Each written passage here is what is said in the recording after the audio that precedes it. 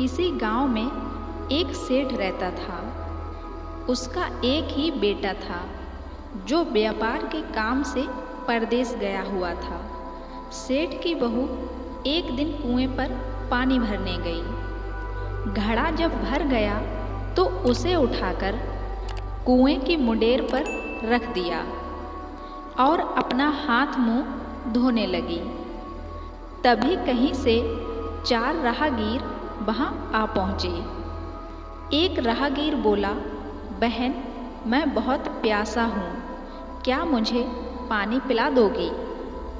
सेठ की बहू को पानी पिलाने में थोड़ी झिझक महसूस हुई, क्योंकि वह उस समय कम कपड़े पहने हुई थी। उसके पास लोटा या गिलास भी नहीं था जिससे वह पानी पिला देती। इसी कारण वहाँ उन राहगीरों को पानी पिलाना उसे ठीक नहीं लगा। बहू ने उससे पूछा, आप कौन हो? राहगीर ने कहा, मैं एक यात्री हूँ। बहू बोली, यात्री तो संसार में केवल 2 ही होते हैं, आप उन दोनों में से कौन हैं? अगर आपने मेरे इस सवाल का जवाब सही दे दिया तो मैं आपको पानी पिला दूंगी, नहीं तो मैं आपको पानी नहीं पिलाऊंगी। बेचारा राहगीर उसकी बात का कोई जवाब नहीं दे पाया। तभी दूसरे राहगीर ने पानी पिलाने की विनती की। बहू ने दूसरे राहगीर से पूछा, अच्छा तो आप बताइए कि आप कौन हैं? दूसरा राहगीर तुरंत बोल उठा, मैं तो एक गरीब आदमी हूँ। सेठ की बहू बोली, भैया, गरीब तो केवल 2 ही होते हैं, आप उनमें से कौन हैं? प्रश्न सुनकर दूसरा राहगीर चकरा गया। उसको कोई जवाब नहीं सूझा तो वह चुपचाप हट गया। तीसरा राहगीर बोला, बहन, मुझे बहुत प्यास लगी है, ईश्वर के लिए तुम मुझे पानी पिला दो। बहू ने पूछा, आप कौन हैं? तीसरा राहगीर बोला, बहन, मैं तो एक अनपढ़ गंवार हूँ। यह सुनकर बहू बोली, अरे भाई, अनपढ़ गंवार तो इस संसार में बस 2 ही होते हैं, आप उनमें से कौन हैं? बेचारा तीसरा राहगीर भी कुछ बोल नहीं पाया। अंत में चौथा राहगीर आगे आया और बोला, बहन, मेहरबानी करके मुझे पानी पिला दे। प्यासे को पानी पिलाना तो बड़े पुण्य का काम होता है। सेठ की बहू बड़ी ही चतुर और होशियार थी। उसने चौथे राहगीर से पूछा, आप कौन हैं?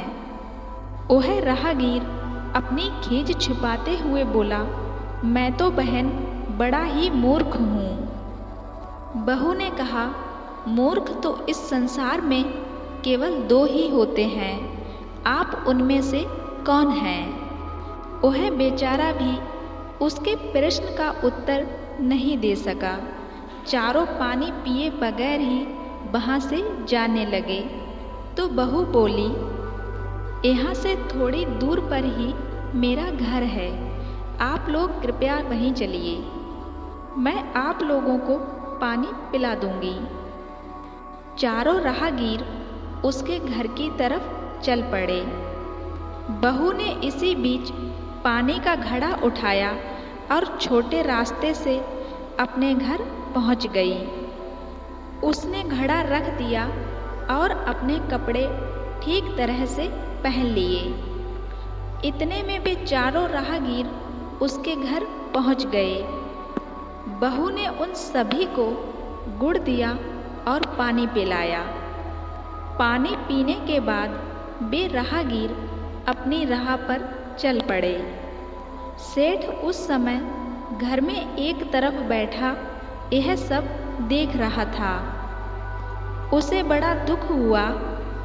वह सोचने लगा, इसका पति तो व्यापार करने के लिए परदेश गया है और यह उसकी गैर हाजिरी में पराए मर्दों को घर बुलाती है, उनके साथ हंसती बोलती है।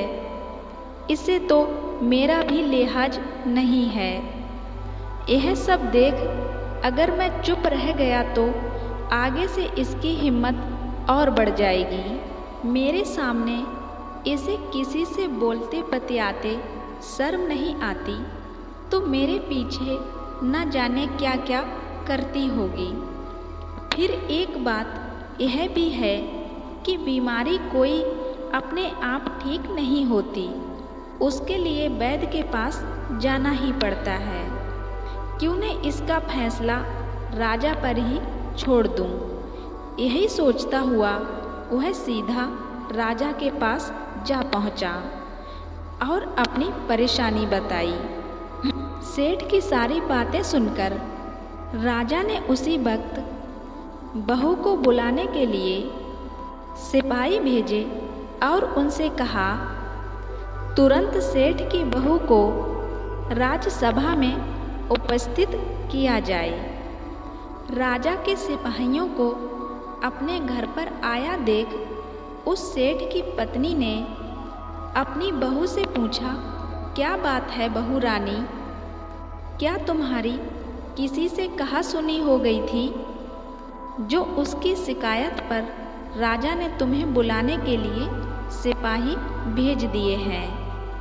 बहू ने सास की चिंता को दूर करते हुए कहा, नहीं सासू माँ, मेरी किसी से कोई कहा सुनी नहीं हुई है, आप जरा भी चिंता ना करें। सास को शांत कराते हुए वह सिपाहियों से बोली, तुम पहले अपने राजा से यह पूछ कर आओ कि उन्होंने मुझे किस रूप में बुलाया है, बहन बेटी या फिर बहू के रूप में। किस रूप में उनकी राजसभा में मैं आऊं। बहू की बात सुनकर सिपाही वापस चले गए। उन्होंने राजा को सारी बातें बताईं। राजा ने तुरंत आदेश दिया कि पालकी लेकर जाओ और कहना कि उसे बहू के रूप में बुलाया गया है। सिपाहियों ने राजा की आज्ञा के अनुसार जाकर सेठ की बहू से कहा, राजा ने आपको बहू के रूप में आने के लिए पालकी भेजी है। बहू उसी समय पालकी में बैठकर राजसभा में जा पहुंची।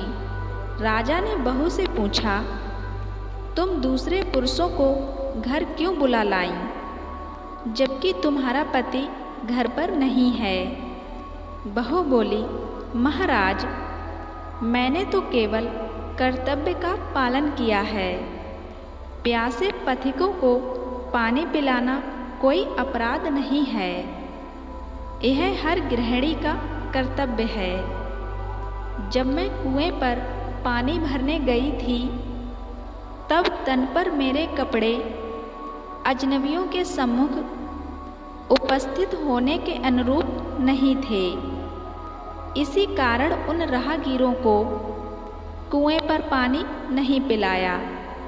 उन्हें बड़ी प्यास लगी थी और मैं उन्हें पानी पिलाना चाहती थी, इसलिए उनसे मैंने मुश्किल प्रश्न पूछे और जब वे उनका उत्तर नहीं दे पाए तो उन्हें घर बुला लाई। घर पहुंचकर ही उन्हें पानी पिलाना उचित था। राजा को बहू की बात ठीक लगी। राजा को उन प्रश्नों के बारे में जानने की बड़ी जल्दी हुई जो बहू ने चारों राहगीरों से पूछे थे। राजा ने सेठ की बहू से कहा, भला मैं भी तो सुनूं कि वे कौन से प्रश्न थे जिनका उत्तर वे लोग नहीं दे पाए। बहू ने तब वे सभी प्रश्न दोहरा दिए। बहू के प्रश्न सुनकर राजा और सभासद चकित रह गए। फिर राजा ने उससे कहा, तुम खुद ही इन प्रश्नों के उत्तर दो। हम अब तुमसे यह जानना चाहते हैं। बहू बोली, महाराज, मेरी दृष्टि में पहले प्रश्न का उत्तर है कि संसार में सिर्फ 2 ही यात्री हैं, सूर्य और चंद्रमा। मेरे दूसरे प्रश्न का उत्तर है कि बहू और गाय। इस पृथ्वी पर 2 ऐसे प्राणी हैं जो गरीब हैं। अब मैं तीसरे प्रश्न का उत्तर सुनाती हूँ। महाराज, हर इंसान के साथ हमेशा अनपढ़ गंवारों की तरह जो हमेशा चलते रहते हैं, वे हैं भोजन और पानी। चौथे आदमी ने कहा था कि वह मूर्ख है, और जब मैंने उससे पूछा कि मूर्ख तो 2 ही होते हैं, तुम उनमें से कौन हो, तो वह उत्तर नहीं दे पाया। इतना कहकर वह चुप हो गई।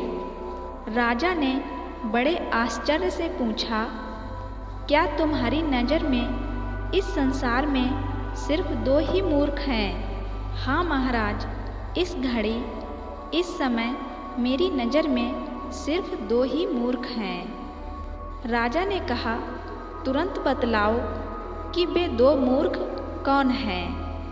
इस पर बहू बोली, महाराज, मेरी जान बख्श दी जाए तो मैं इसका उत्तर दूं। राजा को बड़ी बेचैनी थी यह जानने की कि वे 2 मूर्ख कौन हैं। सो उसने तुरंत बहू से कह दिया, तुम बेझिझक होकर कहो, हम वचन देते हैं तुम्हें कोई सजा नहीं दी जाएगी। बहू बोली, महाराज, मेरे सामने इस वक्त बस 2 ही मूर्ख हैं। फिर अपने ससुर की ओर हाथ जोड़कर कहने लगी, पहले मूर्ख तो मेरे ससुर जी हैं, जो पूरी बात जाने बिना ही अपनी बहू की शिकायत राज दरबार में की। अगर इन्हें शक हुआ ही था तो यह पहले मुझसे पूछ तो लेते, मैं खुद ही इन्हें सारी बातें बता देती। इस तरह घर परिवार की बेइज्जती तो ना होती। ससुर को अपनी गलती का एहसास हुआ। उसने बहू से माफ़ी मांगी। बहू चुप रही। राजा ने तब पूछा, और दूसरा मूर्ख कौन है? बहू ने कहा, दूसरा मूर्ख खुद इस राज्य का राजा है, जिसने अपनी बहू की मान मर्यादा का जरा भी ख्याल नहीं किया और सोचे समझे बिना ही बहू को भरी सभा में बुलवा लिया। बहू की बात सुनकर राजा पहले तो क्रोध से आग बबूला हो गया, परंतु तभी सारी बातें उसकी समझ में आ गईं।